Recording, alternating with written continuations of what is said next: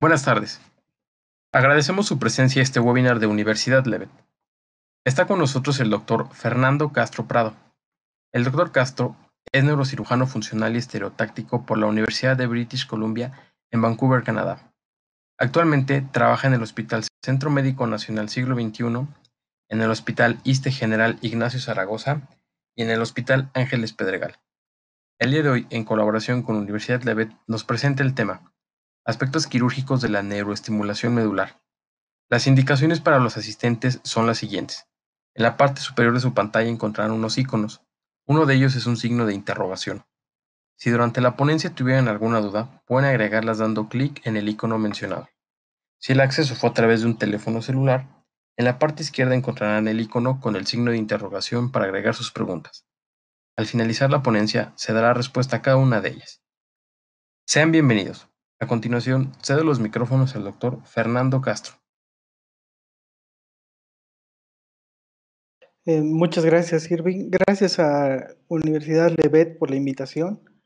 Espero que el tema que voy a desarrollar sea de su completo interés.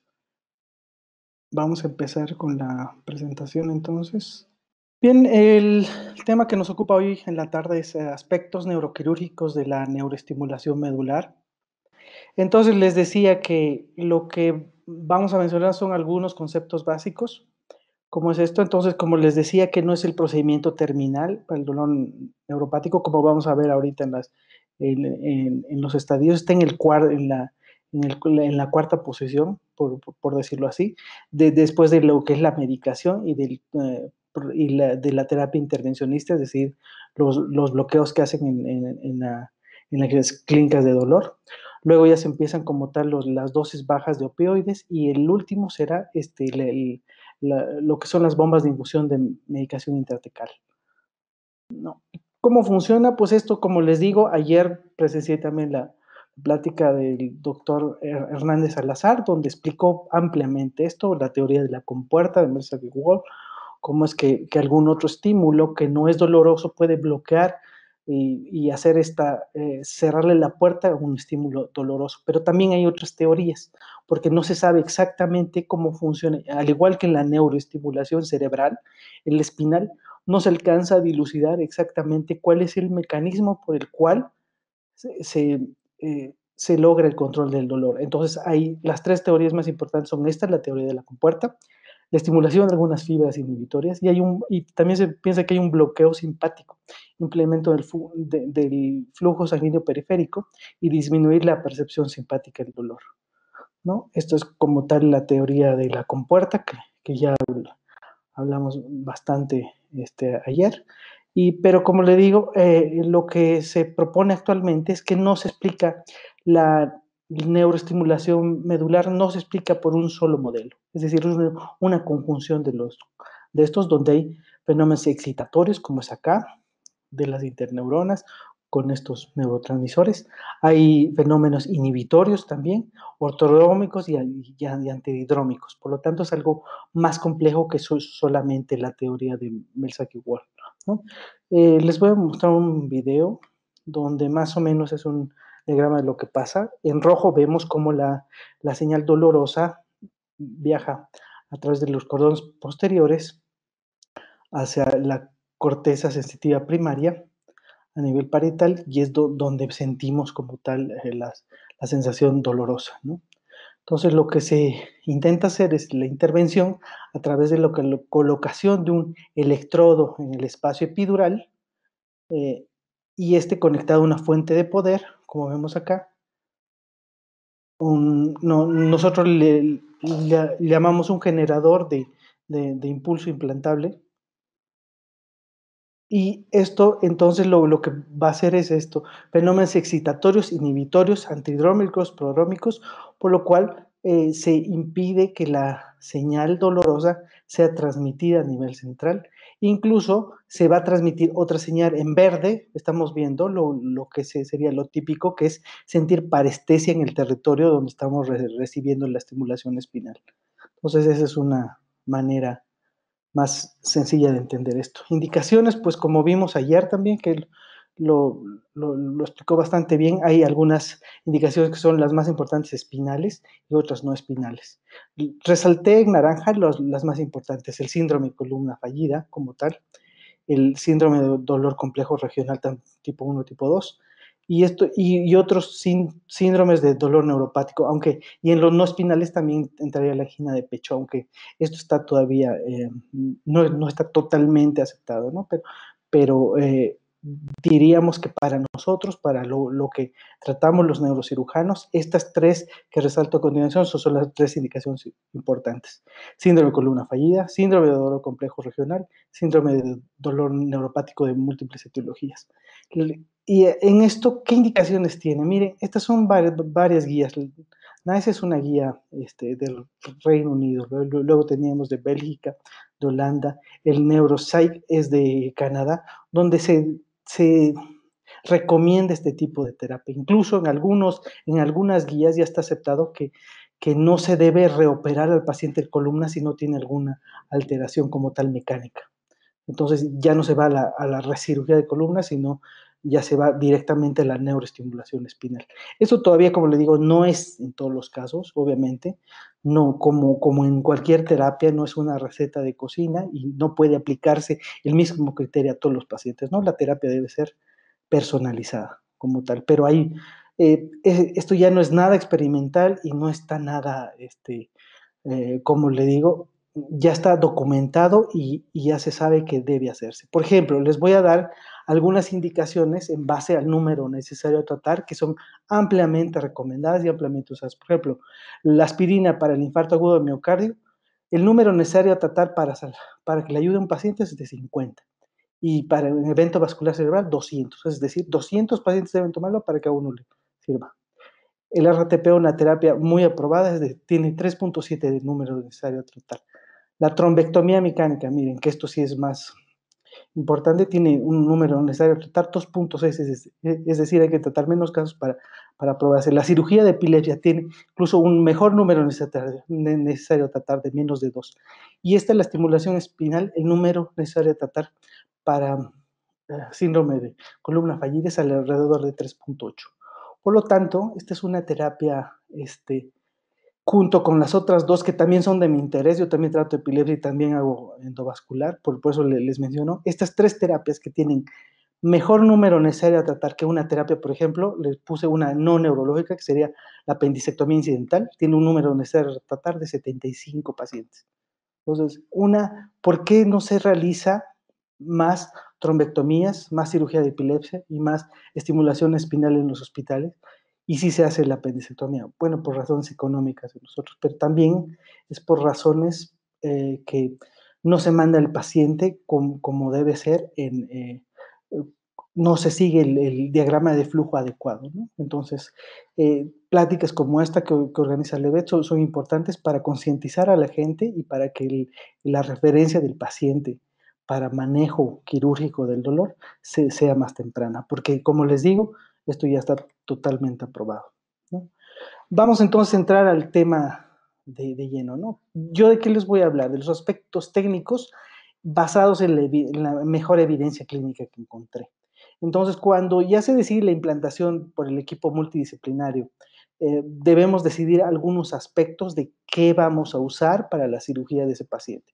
Por ejemplo, ¿qué electrodos? Vamos a usar una paleta, las paletas son de implantación quirúrgica, necesita hacer una hemilaminectomía para su colocación, o electrodos, estos sí se insertan de manera percutánea. Entonces, esto hay que decidirlo, ¿no? Luego, el paciente, ¿cómo lo vamos a operar? ¿Despierto, dormido? Hay las dos escuelas, unos dicen a favor de una, otros a favor de otra. ¿Qué tipo de programación le vamos a dar luego que ya lo hemos implantado? Baja frecuencia, alta frecuencia, tónica, en ráfaga. Ayer el doctor Hernán Salazar nos habló de las bondades de la estimulación ráfaga contra la tónica. Luego, si falla, ¿qué adyuvantes vamos a usar? Baclofeno intratecal, clonidina intratecal. Luego, el tipo de generador que vamos a usar, recargable o no recargable, ¿vale la pena invertir en un recargable? Todo eso les voy a hablar y la compatibilidad con resonancia magnética, ¿no? Entonces, vamos a empezar con los tipos de electrodos.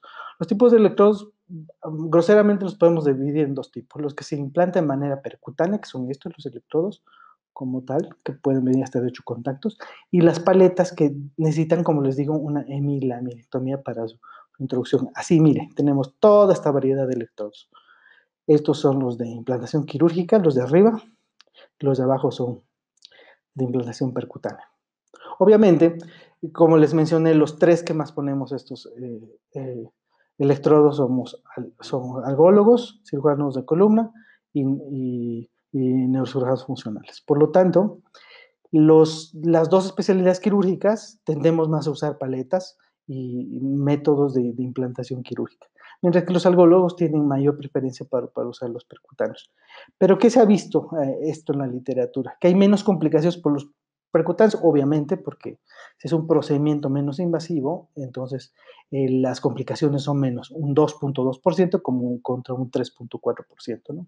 Luego, pero lo que nos interesa más es cuál funciona mejor. Según esto, las paletas quirúrgicas en los ensayos aleatorizados y controlados, 83% de los pacientes que fueron sometidos a implantación con paleta tuvieron resolución del cuadro en comparación con un 42% con una P significativa.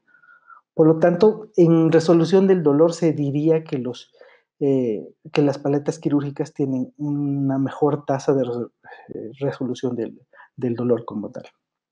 Otra cosa importante, la migración se da en ambos. Hay migración porque están en el espacio epidural, entonces no se detienen con nada, no están anclados con nada. Ambos migran, pero los quirúrgicos de manera menos extrema. Aquí doy el porcentaje y la cita, ¿no? Luego, en la entrega de energía más efectiva. Obviamente, siendo una paleta quirúrgica, la paleta solo tiene el contacto que hace contacto con la superficie de la dura madre.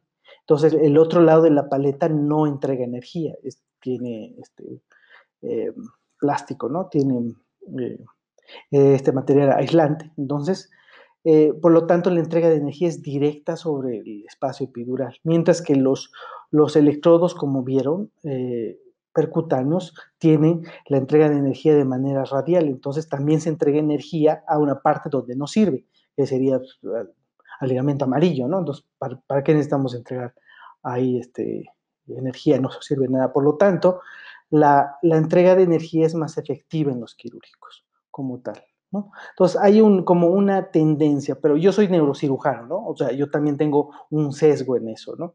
Yo también prefiero ponerlos de manera quirúrgica, pero en pacientes donde es muy difícil someterlos a obesidad extrema o muchos comórbidos, pues hay que usar también los percutáneos. Como les digo, hay que personalizar la terapia para cada tipo de paciente. Luego, hacerlos dormidos o despiertos. La primera parte siempre es despierto, ¿no? O sea, nuestra cirugía se divide en dos partes. Primero, lo que hacemos es abordar al paciente y colocarle ya sea la paleta con anestesia local únicamente, una hemilámina se hace y se pone la paleta, se sacan las extensiones y ya se le hace la prueba al paciente por unos días, ¿no? Con las extensiones exteriorizadas. Si el paciente logra el cometido, que es una reducción del 50% del dolor neuropático que tiene, entonces ya se pasa a la segunda parte, que sería otra cirugía, donde ya lo que vamos a ir a hacer es implantar la batería o el generador de pulso implantable, ¿no? En una segunda cirugía. Por lo tanto, en esa segunda parte de la cirugía, ese sí puede ser despierto o dormido, ¿no? Cuando es despierto, obviamente tenemos la retroalimentación del paciente. El paciente nos dice exactamente qué área tiene, dónde estamos estimulando. Se supone que el área de parestesia tiene que sobreponerse al área donde tiene dolor. Y imagínense, tiene dolor secundario a la colocación de una malla por hernia inguinal, inguinodinia, entonces tiene que estar exactamente el área de parestesia donde le duele, ¿no? Para que logremos, con la programación ulterior, logremos quitarle el dolor. Entonces hay un feedback ahí. Pero cuando es dormido, entonces el paciente no nos da ese feedback y lo que tenemos que hacer es a fuerza monitorear neurofisiológico, ¿no? Entonces, y hay evidencia mayor a favor de que el paciente dormido tiene menores índices de falla. ¿Pero por qué? Porque se apoya de un neuromonitoreo. Y eso es más fidedigno incluso que estarle preguntando al paciente si tiene el área de parestesia ahí, ¿no? Entonces, miren, con una P significativa de 14.9 contra 29.7, ¿no? Y existen también reportes últimamente ha habido de hacerlo bajo anestesia peridural, pero también por esto, como no siente el paciente, hay que también hacer monitoreo como tal. Entonces, con esto sería dormido, pero con apoyo anestésico. Una mezcla de esto también puede ser hacerlo despierto con monitoreo neurofisiológico, ¿no? Luego, el tipo de programación, eso es de lo que ayer trataba la plática, de qué hacer. La, la programación clásica es la tónica, que es a baja frecuencia de 40 a 60 Hz, y lo que se produce es un área de parestesia con disminución del dolor, ¿no? Y a un ancho de pulso bastante amplio, como de 300 microsegundos aproximadamente, mientras que la de alta frecuencia, que se describió desde el 2010, no da esta área de parestesia, porque se supone que es otro el mecanismo. Se supone que el mecanismo de acción de esto, que también no se sabe exactamente, estos son teorías que existen, dice que lo que provoca la alta frecuencia es una inhibición de las vías que tienen mayor diámetro. Y estas participan en la generación de esta área de parestesia. Como lo estamos inhibiendo, pues no hay como tal. Pero lo que recluta son las fibras intermedias y por lo tanto estas fibras intermedias son las que dan la mejoría del dolor. Entonces, es típico escuchar al paciente que estaba recibiendo estimulación uh, tónica como tal clásica y luego lo cambiamos a otro tipo de estimulación, le hace falta esa zona de parestesia. Entonces muchos autores recomiendan que si al paciente se le va a tratar con este tipo de estimulación espinal, que desde el inicio se le trate con este, porque el paciente sí siente la falta de esta zona de parestesia, ¿no? Pero también, como les digo, la literatura dice que hay un mejor índice de respuesta. Miren, un 76.5% de este tipo de estimulación de alta frecuencia contra un 49.3% de la tónica clásica. Luego la estimulación ráfaga también tiene hay ya estudios de inferioridad y hay de superioridad contra la estimulación clásica como tal. Entonces, ahí también tenemos otra área de interés y de mayor investigación esto. Luego tenemos otro tipo de programación que no les había mencionado, esta es la de asa cerrada.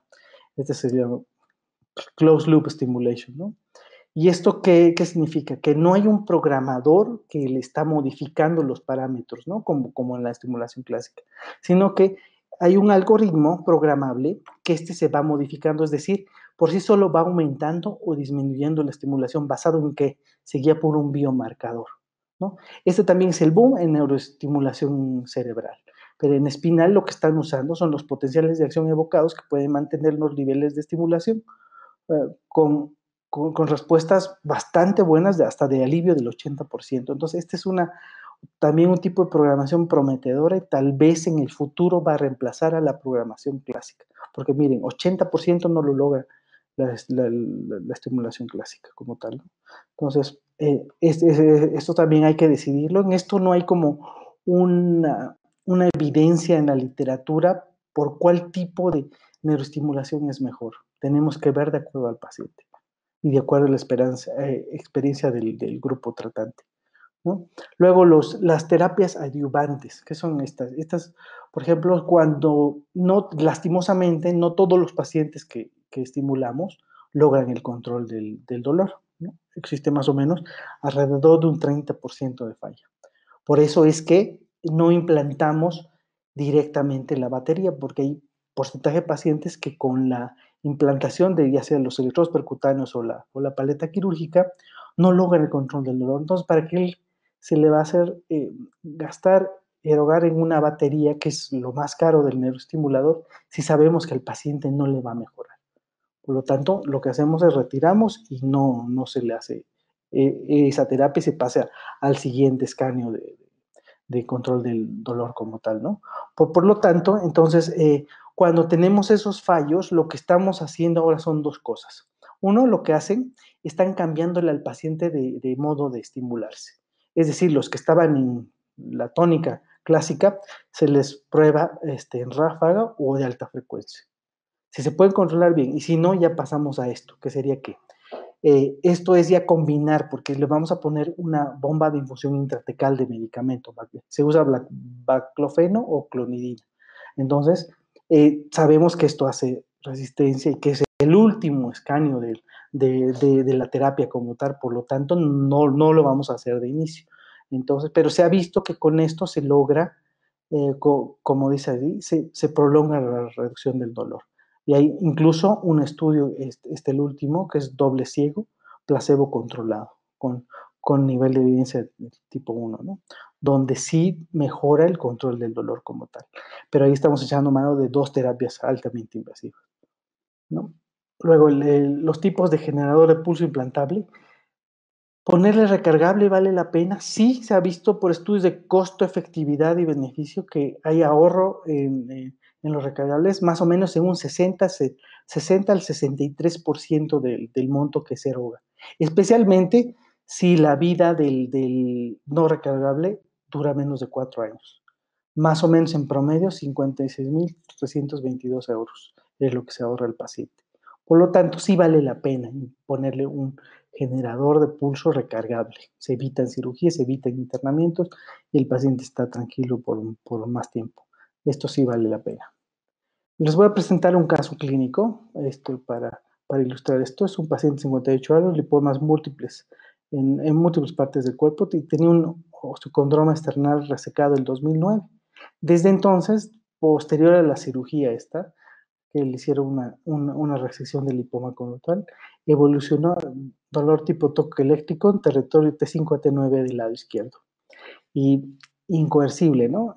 Fue a muchas clínicas de dolor, incluso de varios hospitales, incluyendo cancerología. Cuando yo lo examiné, tenía una área de alodinia, desde el borde externo hasta la línea axilar anterior, en estos dermatomas T7, T9. El resto prácticamente normal. Le hicimos obviamente potenciales evocados por dermatoma y comparativamente se estimularon T7, T8 y T9 de ambos lados. Lo que se encontró es prolongación de las latencias T7, T8 del lado izquierdo, con normalidad de T9 bilateral. Por lo tanto, se concluyó en los potenciales evocados somatosensoriales que había un bloqueo de la conducción nerviosa medial T7, T8 del lado izquierdo.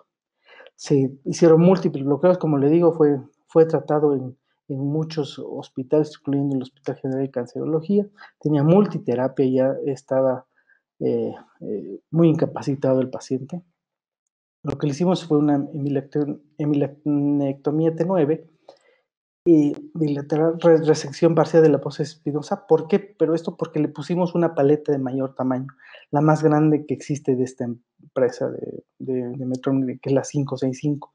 Se hizo prueba por 7 días y luego la implantación definitiva de la batería, ¿no? El hipocono derecho. Y el dolor disminuyó a 4.5 y egresado disminuyó la medicación en 33% prácticamente, ¿no? Miren, entonces esto es la paleta, pues si se llama 565 porque son los números de contactos que tiene, ¿no? Como tal. Ahí queda, ahí está la tomografía. Entonces en este caso, ¿qué usamos? Usamos lo que les dije, la paleta quirúrgica, que es, porque es un área muy pequeña, entonces necesitamos exactamente localizar, porque solamente la mitad del dermatoma, o sea, el hematoma del lado izquierdo y solamente hasta la línea axilar anterior de T7, T8, ¿no? Entonces debemos ser exactos y por eso, y darle como les mostré, hay la evidencia que la migración es menor con la paleta quirúrgica. Por todo esto decidimos ponerle esto, ¿no? Monitoreo transoperatorio neurofisiológico, obviamente, para corroborar, como ya sabíamos qué esperar, entonces ya sabíamos dónde buscarle exactamente. Luego, y si usamos la estimulación tónica clásica, afortunadamente respondió, y usamos un sistema recargable compatible con resonancia magnética.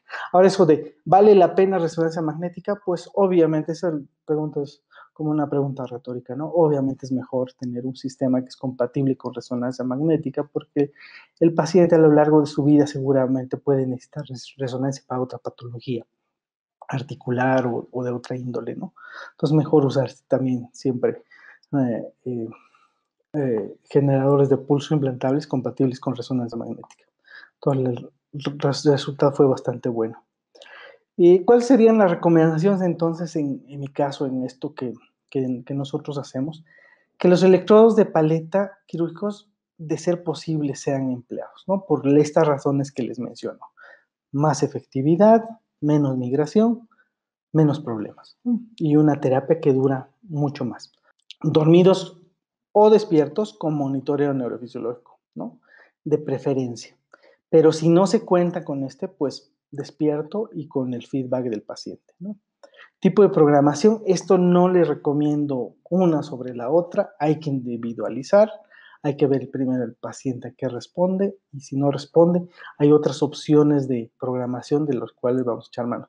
De hecho, con Levet vamos a organizar unos talleres de esto con unas amigas de Canadá que hacen neuroestimulación específicamente y vamos a preguntarles su opinión de esto, que ellas sí lo que hacen es programación de neuroestimuladores como por lo menos 5 a 10 por día. Entonces, ellas nos van a poder dar una idea también de cuál es su opinión a este respecto. Pero yo digo que se le debe dar al paciente lo que mejor responda y se puede probar varios hasta realmente quedarse con un tipo de terapia, ¿no? Y la terapia adyuvante, en caso de no dar el alivio esperado por sí mismo, ¿no? A la estimulación espinal, con un generador de pulso implantable y recargable y de preferencia compatible con resonancia magnética, obviamente, ¿no? Esta es la bibliografía que consulté. Gracias, estoy dispuesto a responder todas sus preguntas. Estos son mis datos de contacto. Si tienen alguna duda, con gusto les resuelvo. Gracias, doctor, por la presentación. Ya tenemos algunas preguntas, doctor. Vamos a Sí, empezar a adelante. mostrarlas para dar respuesta. Bien, la primera pregunta la hace Juan Chávez y nos dice, en el caso de pacientes dependientes a opioides, ¿el tratamiento con estimulación eléctrica requerirá una mayor cantidad del estímulo? Sí, lastimosamente se ha visto que los pacientes que tienen ya dependencia a opioides tienen menor tasa de ser respondedores a este tipo de terapia. Como tal, no se ha medido la cantidad de estímulo que necesitan, ¿no? Pero sí se sabe que esos son menos respondedores que los que no han iniciado todavía opioides como tal. De hecho, hay algunas escuelas donde ya se está preconizando que antes de entrar a esto, al curso de opioides como tal, sean valorados por un centro de tratamiento del dolor y ya se vea si son candidatos a neuroestimulación espinal y recién, si no son candidatos, si son del 30% que no son candidatos, recién pasar por este curso de opioides como tal. Pero sí es algo importante eso que es muy, muy buena pregunta. Gracias, doctor. Vamos a la siguiente. Igual Juan Chávez nos dice, ¿cuál es el tiempo de vida de los electrodos una vez implantados? Bueno, con tiempo de vida no hay como tal. Les voy a decir, el más antiguo que me tocó fue cambiar unos electrodos de uno de mis maestros. Yo soy egresado del Hospital General. Me tocó cambiar la batería y los electrodos habían sido implantados en los 80s. Entonces, imagínense, tienen más de 20 años, casi 30 años. Entonces, no hay como tal. Si todo está bien, si se ha manipulado con cuidado en los cambios porque antes pues no habían los recargables, entonces siempre se tiene que cambiar la batería. Si se ha manipulado con cuidado y por alguien que sabe esto, entonces los electrodos pueden durar décadas. No hay como tal una vida media. Lo que sí tiene vida media, por ejemplo, es como en cualquier teléfono, cualquier este, dispositivo que tiene una batería, sí, la batería sí tiene vida media, más o menos es de 11 años y algunos están sacando ya que se preconiza que van a durar hasta 20 años, ¿no? Entonces, eso sí, la batería implantable sí tiene, pero los electrodos como tal, no, y tan es así que, miren, ahora muchas empresas, por ejemplo, las tres empresas que venden esto son obviamente Abbott St. Jude, Medtronic, Boston Scientific. Las tres están intentando hacer como compatibilidad entre sus dispositivos. Es decir, que si yo quiero cambiar la batería de un neuroestimulador Boston Scientific, Abbott va a ser compatible con su tecnología para no tener que reimplantar el electrodo, porque el electrodo es lo más difícil de cambiar, ¿no? Entonces, eh, y motiva esto, el neuromonitoreo y todo esto, ¿no? Entonces, si queda bien, mejor no moverlo y mejor solamente cambiar el generador de pulso implantable como tal, ¿no? Pero ahí también lo que también tal vez debo mencionar en esta parte es que hay cierto porcentaje de pacientes que sí hacen habituación a la neuroestimulación también. Entonces hay ciertos pacientes, no hay todavía una explicación y no hay una estrategia también lógica para evitar esta habituación a la neuroestimulación espinal. Gracias, doctor. Tenemos otra pregunta. Emilio Gutiérrez nos dice, ¿qué riesgo existe de que la migración del electrodo estimule otras regiones?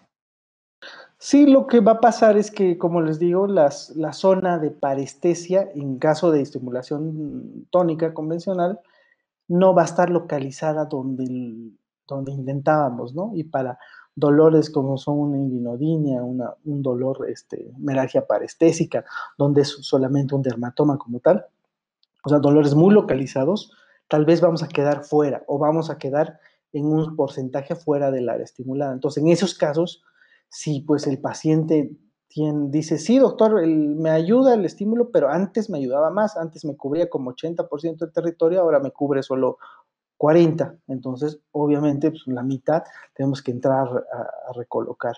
Por eso también nosotros guardamos las imágenes para ver exactamente dónde estaba localizado el electrodo cuando lo dejé, ¿no? Entonces, a veces sí hay necesidad de recolocar los electrodos, especialmente, como les dije, los percutáneos. Los otros son menos frecuentes que migren, pero también se han dado casos. Gracias, doctor. Pasamos a una más. Briana González nos dice, ¿qué efecto sobre la terapia tiene la programación de los dispositivos?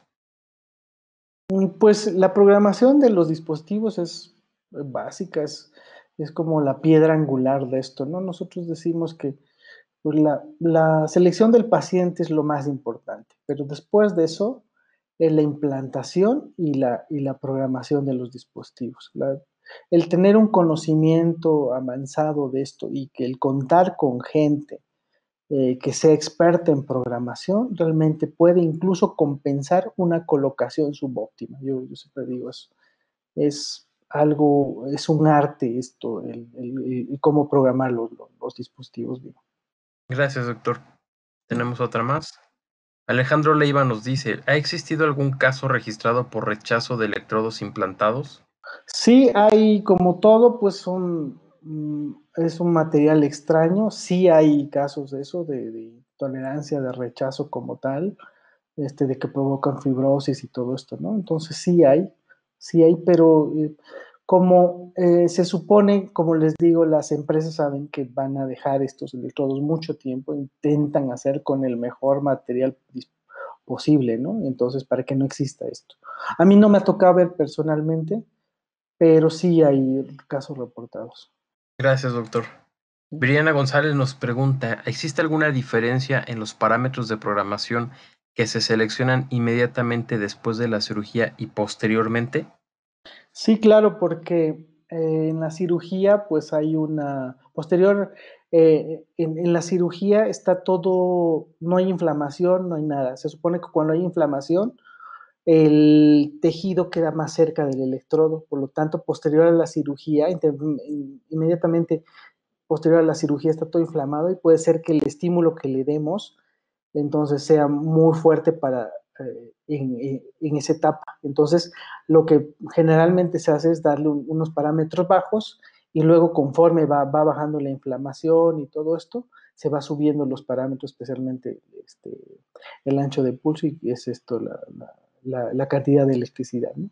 Entonces, se va modificando esto. Y ahora hay otra cosa también, hay otra variable, que hay ciertos sistemas lo tienen, que ustedes saben si el paciente adopta el decúbito dorsal, entonces el tejido por gravedad se acerca más al electrodo, está epidural, ¿no? Y está posterior. Entonces se acerca más al electrodo. Entonces hay algunos sistemas que tienen un acelerómetro como tal y miden si el paciente está en decúbito o está de pie, ¿no? Entonces cuando está de pie, obviamente le da más estímulo y cuando está en decúbito le dan menos estímulo. Hay incluso esto se llama neuroestimulación responsiva, ¿no? de acuerdo al paciente en qué posición está. Gracias, doctor. Sí. ¿Tenemos más preguntas? Alejandro Leiva nos dice, ¿puede llegar a dañarse algún electrodo al someter al paciente a resonancia? Mm, el electrodo como tal no, porque no es ferromagnético. Lo que se han descrito, pero más sobre todo en electrodos cerebrales, es que si la resonancia pasa de cierta cantidad de magnetismo, esto lo denominan como SAR, el número puede dar calentamiento y servir como una antena en la batería y dar lesiones como por ejemplo cuando se usa un electrobisturí. Hay casos que están reportados, pero tiene más de 20 años de reportados. Ya como se hicieron estudios de seguridad, bioseguridad, entonces ya se sabe a qué electrodo se puede hacer resonancia, con qué teslaje se puede hacer resonancia, por dónde debe pasar la resonancia como tal, ¿no? Pero obviamente, como les digo, en esto sí vale la pena usar un sistema compatible con resonancia magnética, pero también hay que ver lo otro, ¿no? Ver si ese sistema compatible con resonancia magnética tiene los parámetros o tiene el tipo de neuroestimulación espinal que yo requiero. Porque el primer objetivo es tratar el dolor, ¿no? Y el segundo sería, pues que yo me pueda hacer una resonancia o esto como tal, ¿no? Entonces, primero hay que ver primero lo primero. ¿Cuál es el más efectivo para mi tipo de dolor y para mi problema? Y luego ya ver en los demás detalles como la resonancia como tal. Gracias, doctor. ¿Sí? Jorge Muñoz nos pregunta, ¿qué ventajas presenta un GPI no recargable para los pacientes? Ok. Que realmente ventaja sería el costo únicamente, son más baratos, más económicos. No le encuentro otra ventaja, no, realmente ninguna. Por eso en espinal todos tienen recargable ya. En cambio no pasa lo mismo en cerebral. En cerebral todavía se sigue empleando algunos no recargables. Gracias, doctor. Sí, Bien, ya no tenemos más preguntas. excelente. Son todas, doctor. Muy ¿Algún amable. comentario final que nos quisiera dar? Sí, yo quisiera, como les mostré mi diapositiva del número necesario a tratar, el tener la idea siempre que esta es una terapia aprobada y que debe ser realizada por personal experto y que no esperen hasta llegar a la dependencia opioides para mandar a los pacientes. Todos nos vamos a enfrentar a lo largo de nuestra práctica clínica a dolor neuropático o algún tipo de dolor crónico. Entonces, siempre es tener en mente que hay un tipo de terapia que es bastante efectiva, inocua, que nos puede ayudar. Entonces, someterlo a clínicas de dolor, a centros de dolor como tal. Muchas gracias por la invitación. Gracias, doctor. Bien, nuevamente agradecemos la participación a todos nuestros asistentes y damos nuestro reconocimiento y felicitación al doctor Fernando Castro Prado por su excelente participación en este webinar. Por último, a nuestros asistentes médicos los invitamos a contestar una breve encuesta que aparecerá al finalizar la sesión y a que estén pendientes de próximos webinars. Hasta luego.